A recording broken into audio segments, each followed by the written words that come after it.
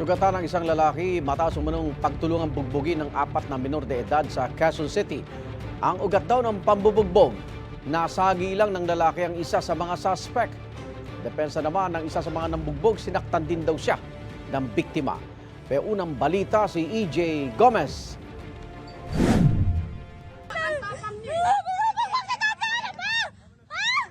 Nangyari yan sa Barangay Pasong Tamo sa Quezon City kagabi matapos umanong pagtulungang bugbugin ng 4 na menor de edad ang isang lalaki. Ang sumisigaw na babae, kasintahan ng 21 anyos na biktima. Ayon sa kaanak ng biktima, pauwi na ang magkasintahan nang masagi ng biktima sa isang eskinita ang isa sa mga sospek na bigla na lang daw nag-amok. Ang nangyari po kasi is, nasanggi lang naman po, na hindi po sinasadya. Then yung brother ko po is, nangingi naman po ng patawad sa nangyari. And after po nun, nag-amok na po sila ng away po.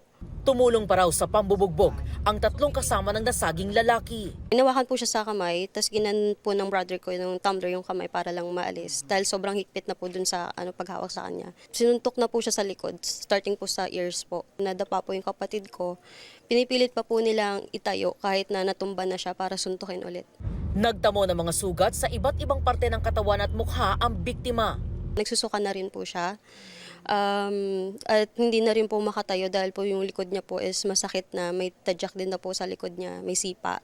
And pag tumatayo po siya is nahihilo na po siya. Hindi na po siya makatayo ng maayos. Natunto ng barangay ang 2 sa 4 na menor de edad na pawang high school students. Hiningan sila ng pahayag ng pulisya.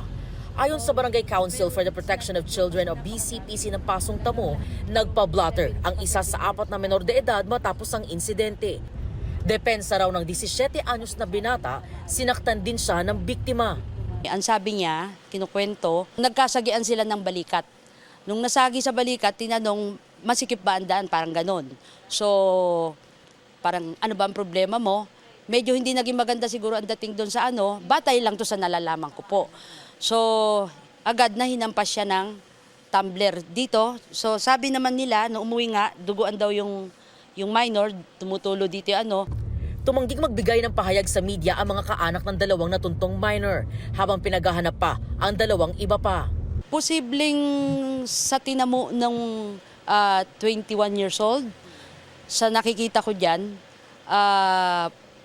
talagang posible na sila ay maayano sa tinatawag natin na institution. So kung mga minor ang may gawa niyan, meron talaga silang kakaanuhan. Ito yung tinatawag na youth mulabi homes para sa mga tinatawag na CICL, Children in Conflict with the Law, under ng DSWD.